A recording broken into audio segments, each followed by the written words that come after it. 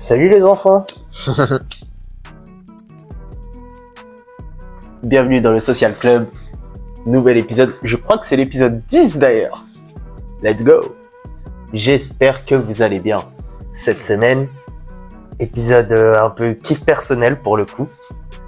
De toute façon, toutes les semaines, vous allez être habitués. Je vous raconte ma life. On va parler du personnage assez particulier de Damien Rieu, que j'aime bien appeler Damien Riette d'ailleurs. Générique. Hey, si ce milieu te brise à mort, c'est pas que ton destin c'est de prendre cher. La drogue un paradis seulement danger quand tu prends le jet d'un étranger. Ta maladie mal écristant, quoi c'est pourquoi ton existence te brise tant. À l'abri de ta triste enfance, tu parais distante quand t'es dans tes prises d'enfer. Dans tes prises d'enfer. Ouais, je m'amuse un peu. Alors, tout d'abord, merci pour les AK. Hein, ça fait plaisir, c'est gentil. À nous la moula. Maintenant, objectif multiplié ça par 10. Hein, en route vers les 10K. On cavale, on cavale. Et pour ça, une chose indispensable avant de commencer à se plonger bien profond dans cette vidéo. Hein, je vous vois avec vos allusions bizarres. Likez, commentez et surtout, vous abonner. Hein, c'est le petit bouton rouge. Let's go. Alors, qui est Damien Rieu? Damien Rieu, c'est un militant. Un militant lambda à la base. Je crois qu'il avait commencé à militer pour le FN. Puis derrière le RN. Je crois qu'il était un petit peu resté au RN, mais pas trop non plus. C'est un militant identitaire. Damien Rieu, c'est un jeune, je sais pas il a quel âge, mais il est assez jeune. En gros, il a fondé Génération Identitaire du coup, avec je sais plus qui. Et il contribue aussi sur, alors là, le pire média, je crois, sur Terre, F de souche. Numéro 1 en source peu fiable et fake news à gogo. Alors ce mec-là, moi je l'ai connu avec son groupuscule, hein, Génération Identitaire, qui a d'ailleurs été dissous par Gérald Darmanin depuis. Alors tout d'abord, moi j'étais contre la dissolution de ce groupe, parce que malgré que je sois absolument contre leurs idées, je suis pour leur existence. Genre c'est important qu'il y ait des groupes comme ça pour que les Français voient le niveau d'attardisme de certains, hein. Et aussi pour que certains, parce qu'il y a des gens dans ces groupes-là qui sont vraiment normaux, hein, aussi, puissent avoir un truc pour s'exprimer et tout, voilà. Ça relève de la liberté d'expression pour moi. Et dissoudre Génération Identitaire comme ça foutait plus la merde qu'autre chose. Voilà. Il s'était fait connaître avec son groupuscule, notamment en assiégeant la mosquée de Poitiers, Charles Martel, Poitiers, vous me suivez, qui était en pleine construction, avec ses copains, avec une pancarte Islam hors d'Europe, et en hurlant ça d'ailleurs. Ça m'avait fait rire à l'époque, parce que Islam hors de France, en vrai, j'ai envie de dire sur le papier, pourquoi pas. Même si la présence islamique en France, elle remonte au 8e siècle, j'ai envie de dire pourquoi pas. Mais Islam hors d'Europe, c'est renier que l'islam, autant que le christianisme d'ailleurs, les deux viennent d'Orient d'ailleurs. La chrétienté n'est pas européenne. À la base, c'est Jésus de Nazareth et pas de Rome. Je pourrais lui expliquer aussi ça. Mais bref. Il y a des pays en Europe qui sont musulmans. Je pense, là je cite comme ça, l'Albanie, la Bosnie-Herzégovine. Il y a aussi, même si c'est en Russie, la Tchétchénie, qui est quand même dans la partie occidentale.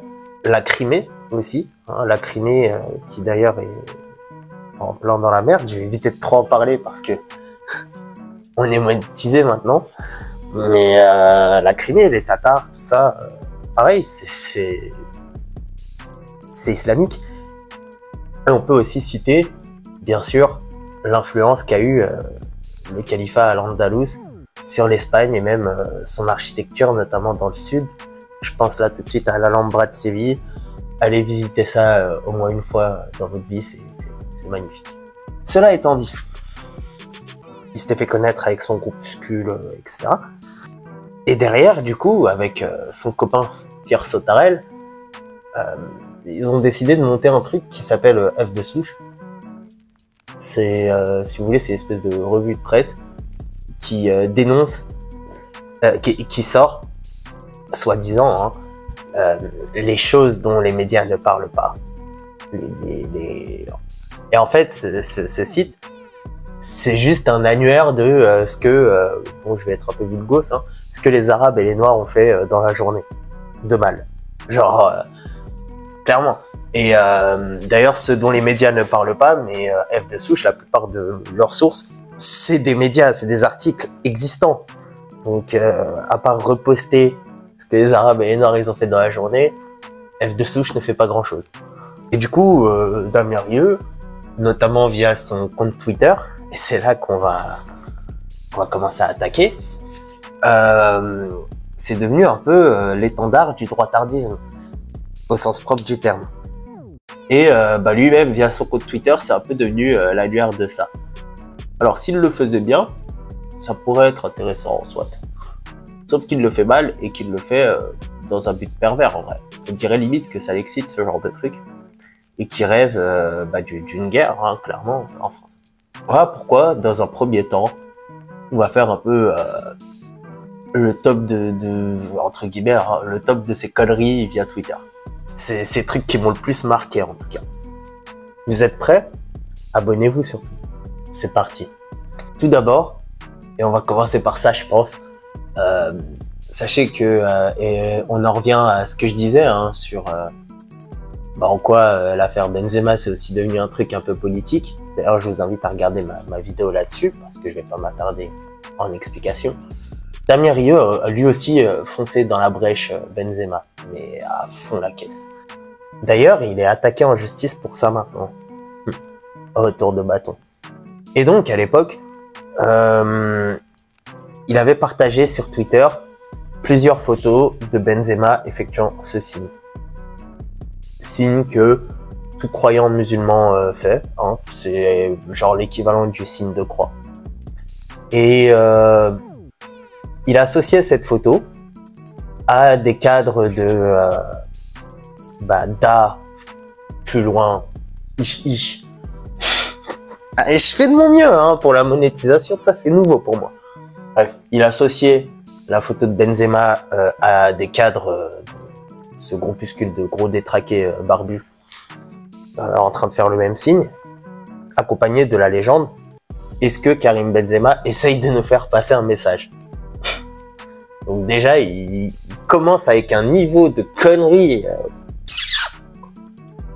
Et du coup, Benzema, il n'a pas le temps de répondre à un glandu pareil. Donc, il a envoyé ses avocats et ça se réglera plus tard en justice. D'ailleurs, vous inquiétez pas, votre humble serviteur sera là pour couvrir l'affaire. Ensuite, sur Benzema, un truc qui avait pas mal pris de l'ampleur, et pourquoi pareil, il va être poursuivi, c'est qu'à l'époque de la loi séparatisme, que Gérald Darmanin a fait voter à l'Assemblée, qui d'ailleurs, personnellement, je trouve que c'est une bonne loi, mais bref. Il y a le combattant UFC, Khabib Nurmagomedov, qui s'était fendu d'un post, du coup, sur les réseaux sociaux, sur Instagram, etc., où clairement, hein, il insultait la France, Macron, etc., cette loi, du coup, dénonçait une sorte de système pour oppresser les gens de ma communauté. Et Benzema a du coup liké cette photo. Kimpembe aussi d'ailleurs avait liké cette photo. Et donc après ce post, il y a eu l'assassinat de... ou le post est sorti après, je sais plus, mais en tout cas il n'y avait aucune référence à Samuel Paty là-dedans. Hein. Mais après ce post, il y a eu le drame autour de Samuel Paty. Et dans le timing, hein, il fallait trouver une tête de Turc un peu et tout. Damien Rieu a pris cette photo de Khabib Nurmagomedov, du coup, avec le like de Benzema, Kimpembe, etc. Et pareil, il a fait un tweet pour dénoncer ça. Sauf que, il faut savoir déjà que Khabib, il est suivi par presque toute la communauté musulmane mondiale, et même des gens hein, qui aiment le sport de combat en général, puisque c'est l'un des plus grands combattants UFC de tous les temps, clairement. Mais je pense qu'il n'est pas assez cultivé pour le savoir ça. Et du coup, il est énormément suivi, notamment du coup par Benzema et plein d'autres sportifs, hein, évidemment. Et du coup, à chaque fois qu'il poste quelque chose, pas mal de monde, dont moi d'ailleurs, likons ce qu'il poste. Moi-même d'ailleurs, j'avais liké la photo en question, pour le coup. Car le post, en fait, il est écrit en cyrillique. D'ailleurs, quand j'ai vu la traduction de ce post, j'ai enlevé mon like à titre personnel. Mais le post, il est écrit en cyrillique. Donc c'est tout simple, Damien. J'aimerais que tu m'expliques comment Karim Benzema est censé lire le cyrillique. Il y a un truc qui va pas là. Et il en a fait une affaire d'État comme d'hab, hein, puisqu'il est énormément suivi. Et c'est ça qui est justement problématique chez lui, c'est qu'il est énormément suivi et il déblatère un tas de conneries contre-productives qui empêchent la droite française d'avancer aujourd'hui, hein, d'ailleurs.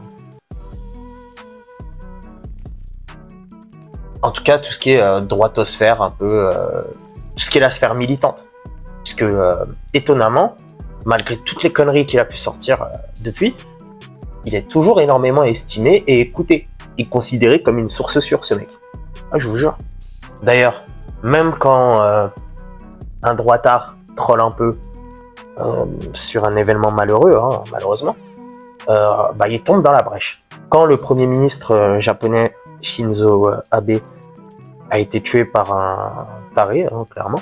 Après, j'ai pas trop de détails là-dessus, mais je sais qu'ils avaient arrêté le mec, en tout cas. Tout de suite, Georges, qui a une excellente chaîne YouTube d'ailleurs, que je vous invite à suivre, Georges Jordi et la chaîne de Georges, du coup, sur YouTube, avait fait un tweet humoristique, bon, peut-être de mauvais goût, hein. T'as pas été ouf là-dessus, Georges, en mettant l'extrême gauche tue avec Hideo Kojima en dessous, qui est un grand créateur de jeux vidéo. Et devinez quoi, même quand c'est dans son camp et qu'il peut contacter la personne pour vérifier l'info, tout ça, Damien Riette est tombé dans la brèche. Il est tombé dans la brèche et il a retweeté ça d'un air très sérieux. Ça a duré quelques minutes et tout, mais ça avait été repris quand même par pas mal de monde et encore une fois, il a été la risée du web pendant 24 heures facile. Ensuite, il y a pareil, je vais pas m'attarder là-dessus. Je vous invite à regarder ma vidéo sur le sujet directement. Mais à Mayotte, il se passe quelque chose d'assez grave. Voilà, ça, problème d'invasion, hein, clairement, par une puissance étrangère là-bas. Et ça part à la limite de la guerre civile. Mayotte étant un département français, et lui étant un militant anti-immigration. Et justement, à Mayotte, c'est clairement l'immigration qui pose problème, où tu as 80% presque des naissances qui sont étrangères et plus de 50% de la population qui vient des Comores directement, qui revendique l'île. Quand la candidate à l'élection présidentielle à ce moment-là, Marine Le Pen, s'y est déplacée pour alerter un peu l'opinion publique là-dessus, etc., puisqu'il n'y a pas beaucoup de reportages sur cette situation d'ailleurs, et l'État ne fait pas grand-chose aussi. Hein. Lui, la seule chose qu'il a remarqué, c'est que Mayotte était une île musulmane. Parce que oui, Mayotte est composée à 95% de musulmans, et ils ont du coup certaines traditions évidemment là-bas, tout en étant français, encore une fois. F de souche même, comme dirait l'autre. Marine Le Pen, il fait d'ailleurs des scores de dictateur africain. Et quand elle s'est déplacée là-bas, lui, voilà les tweets qu'il a pu sortir. Déjà, un premier tweet où il rappelle que les églises ne sonnent plus à Mayotte.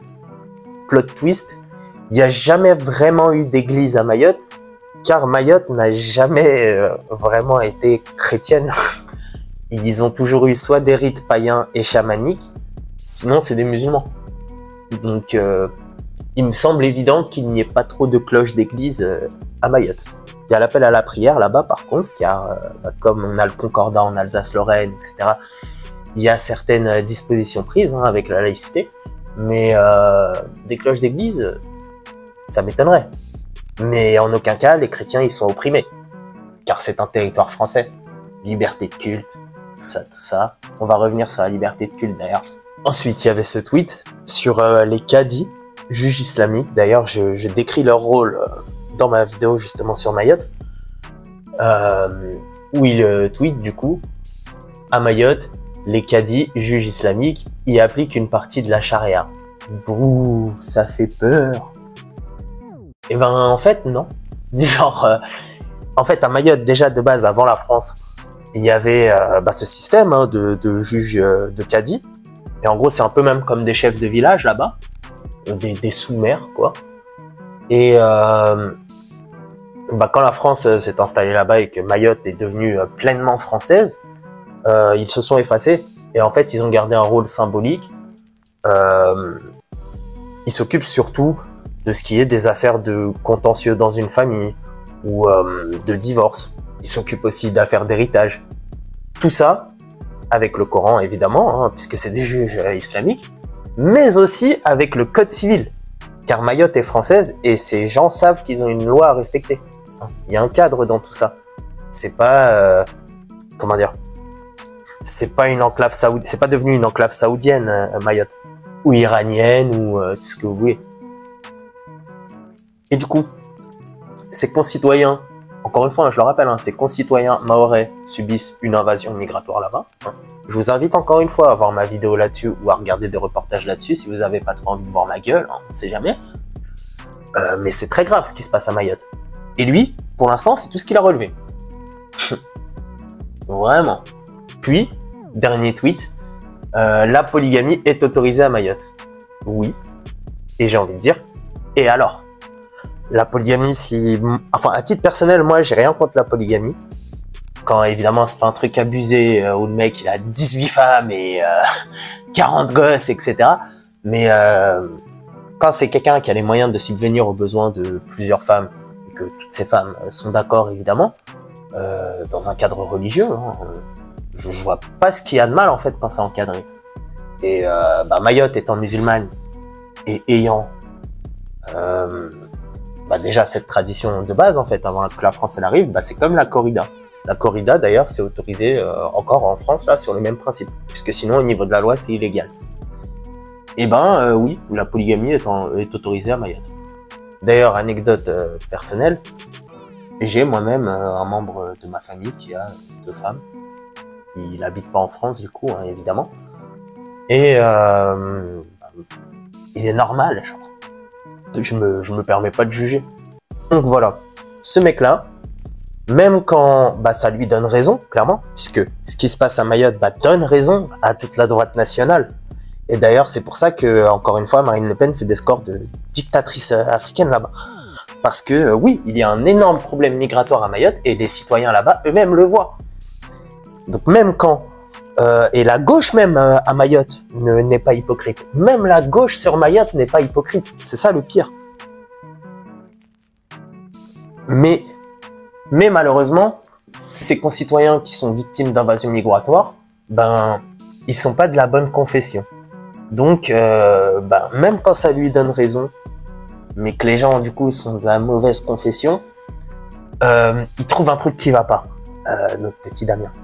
Next. L'histoire du calendrier. Et ouais, il y avait un calendrier qui avait été offert aux armées, du coup, en décembre, hein, pour leur souhaiter la bonne année, etc., un calendrier 2023. Et ça avait été offert au commissaire, du coup, des armées.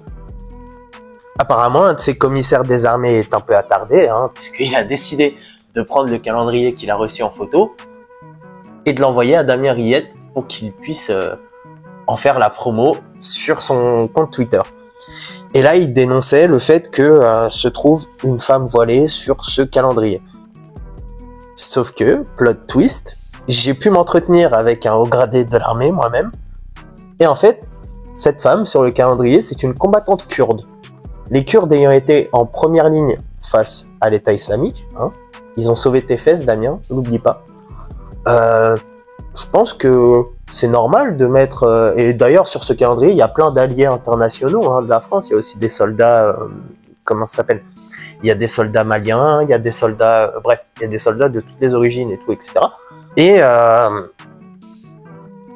Et du coup, cette combattante kurde qui a aidé la France, hein, clairement, et allumé du djihadiste, à juste titre, eh ben, elle a eu le droit d'être insultée par Damien Rieu, qui trouvait ça anormal que, apparemment, on fasse du prosélytisme pour une religion. Je vous invite à lire la définition de prosélytisme, parce que c'est pas du tout ça, sur un calendrier pour des militaires qui sont morts pour cette religion. Du coup, je conseille aussi à Damien Rieu de regarder le taux de personnes de confession musulmane dans notre armée française avant de l'ouvrir la prochaine fois. Next. L'affaire qui tourne le plus en ce moment, pour le coup, qui est celle des prières qu'il dénonce là partout. Il voit des prières partout, notre petit Damien. Il envoie dans le RER, il envoie dans le métro, il envoie à la fac, il envoie partout. Bon, c'est évidemment pas lui qui les filme, hein, c'est tout son public de dégénérés. Et c'est la raison principale pour laquelle il est dangereux, encore une fois. Ce même public de dégénérés, du coup, retweet en masse, etc. Et c'est là que ça devient problématique, puisque ça donne une vision de la France qui n'est pas bonne. Moi, en tout cas, c'est pas ce que je vois au quotidien. Si vous voyez des prières partout, et des voiles partout au quotidien, les gars, changez de pays, vous êtes pas en France, hein, vous êtes en Arabie Saoudite ou je sais pas où. Hein. Moi, en tout cas, je vois ça nulle part, et pourtant, j'habite en banlieue. D'ailleurs, certaines images de ces prières datant de 2014, voire encore plus tard, donc bon, pas sûr qu'il soit au fait le petit Damien. C'est problématique, pourquoi, là? Parce que il dénonce ça, j'ai pas vu, mais sûrement au nom de la laïcité, hein, évidemment, puisqu'il n'assume pas qu'il est le mot en R. Hein. Donc c'est au nom de la laïcité, là. Et en fait, pourquoi c'est problématique? C'est parce que déjà, les 3/4 du temps, les gens ils sont pas en train de prier, c'est des mendiants. Bon, les mendiants ils ont envie de se mettre à 4 pattes, ça les regarde. Ouais, déjà ça peut être des mendiants. Et quand c'est des gens qui prient, là je vais le dire un peu d'un ton provocateur, j'ai envie de dire, et alors? La loi le permet. C'est permis de prier dans la rue à partir du moment où tu ne troubles pas l'ordre public. Hein. Les gens qui sont en train de prier, quand ils les filment, à chaque fois il y a personne qui va les emmerder, donc je pense qu'ils ne troublent pas l'ordre public. Et ils sont bien silencieux d'ailleurs, parfait. Et d'ailleurs, récemment, il y avait Erin, qui est un peu connue sur les réseaux sociaux. C'est une meuf qui est chrétienne évangéliste et qui prêche beaucoup dans le métro. Je l'ai vu repartager ça pour la défendre, justement. Et Erin, en fait, ne faisait-elle pas la même chose que ces hommes qui prient des fois à quelques stations de métro? Elle faisait ce qu'on appelle du prosélytisme, elle, au sens propre du terme. C'est-à-dire qu'elle faisait l'évangile, hein, en gros, elle prêchait la bonne parole dans le métro parisien. Et en gros, dans l'extrait vidéo que je vous mettrai d'ailleurs, elle se fait insulter par un boomer macroniste sûrement d'ailleurs. Et là, il s'est pas gêné de partager, d'apporter son soutien à Erin. D'ailleurs, moi-même, gros big up Erin. Mesdames et messieurs, bonjour, j'espère que vous C'est allez interdit ce que vous faites. On est dans une république laïque, vous n'avez pas à faire ça. Alors, Ta gueule! vous savez, Tais-toi, tu n'as pas à faire ça, tu sors! de nos jours, comme ce monsieur, vous voyez, Non, moi je madame, la haine, non, mais moi je madame, vous vous apporter n'avez une pas le bonne nouvelle. Et Vous cette n'avez bonne pas le nouvelle, droit. c'est Jésus-Christ. Vous Madame, savez, vous monsieur, n'avez pas le droit de on est faire certes ça. dans un pays laïque, Non, on est mais dans un pays monsieur, laïque. dimanche, On est dans vous allez une fêter république quoi? Vous laïque. allez fêter Je Noël. fais rien dimanche, vous sortez, vous Bah, n'avez pas... Vous avez m'avez certes servi envie votre de- discours pendant une vous heure avez- tout à l'heure. Vous avez Je ne veux peut-être pas vous envie, entendre. mais les autres ont envie. Donc monsieur, votre haine, vous la gardez, et moi je vous partage un message Je n'ai d'amour. pas de haine. Vous avez de la haine, je vous ai pas attaqué, d'abord je... Mais du coup, ouais, c'est pas gênant, c'est pas un problème. À la fac, pareil. La plupart des... Au début, j'avais une position un peu contre les prières à la fac. Mais m'étant un peu renseigné sur le sujet, et surtout sur le fait que à la fac, avec des adultes, en fait, je vois pas où est le problème. Les gens qui prient dans les facs, généralement, ils le font dans une salle à l'abri, à part quand il y a un attardé qui vient, couvre la porte et qui les filme. Ah, je l'ai vu, elle prie. Mais à part ça, je veux dire, jamais vu nulle part que prier dans une fac, ça posait problème. Même si, évidemment, par contre, je n'encourage pas ce comportement. Mais voilà, enfin, c'est drôle, il a dû faire peut-être 100 tweets où il filme des gens en train de prier. On s'en fout. Il y a plus important à gérer. Je vais pas faire une dissertation sur le pourquoi du comment. Juste au culot, j'ai envie de dire. Et alors? Et ensuite, bah, pour finir, hein, on va parler de la plus grosse dégueulasserie qu'il a pu faire, alors, en l'occurrence, parce que c'est une dégueulasserie, sans nom. L'affaire Lola, évidemment, tout le monde s'en souvient. Et je vais éviter de rappeler les détails sordides de ce qui s'est passé. Mais, bah, évidemment, hein, la meurtrière en question, évidemment, la personne qui a commis ces faits sur la petite Lola, étant de nationalité étrangère, etc., là, il avait un beurre à se faire. Donc, il a lancé tout un business, voilà. Il s'était acheté le nom de domaine, avec le parti Reconquête et tout, Manif pour Lola, ou je ne sais quoi. Il avait fait imprimer des mugs, des t-shirts et tout. D'ailleurs, vu que la famille a refusé tout ce merchandising, là, je me demande s'ils sont où. Ça va finir comme, vous savez, le jeu E.T. là, qui s'était mal vendu, qui a fini enterré dans le désert. Franchement, mes petites taupes de Reconquête, des fois, qui m'envoient des infos et tout, si vous avez des infos là-dessus, dites-moi s'il vous plaît. Mais ouais, je devrais peut-être pas me marrer sur ça, parce que c'est quand même une affaire horrible, encore une fois. Et bah lui, il a fait encore plus horrible. Il a essayé de faire du business là-dessus. Voilà. Qu'y a-t-il de pire que de faire du business sur ce qui s'est passé avec la petite Lola? Voilà. Dites-moi en commentaire d'ailleurs ce que vous en pensez. D'autant plus que quelques mois après, Jérémy a commis l'irréparable aussi sur le jeune Marwan. C'était dans l'Oise. Et bah, plus ou moins le même procédé. Voilà, des substances illicites, le corps en plusieurs morceaux dans une valise qu'il a gardé pendant là plus d'1 mois. Pas un mot. J'ai pas vu un seul tweet de Damien Riette. Voilà. Pourtant, même si chaque affaire est évidemment personnelle, c'est des affaires qui se ressemblent. Donc, s'il était vraiment engagé là-dessus, ben, il s'y intéresserait aussi.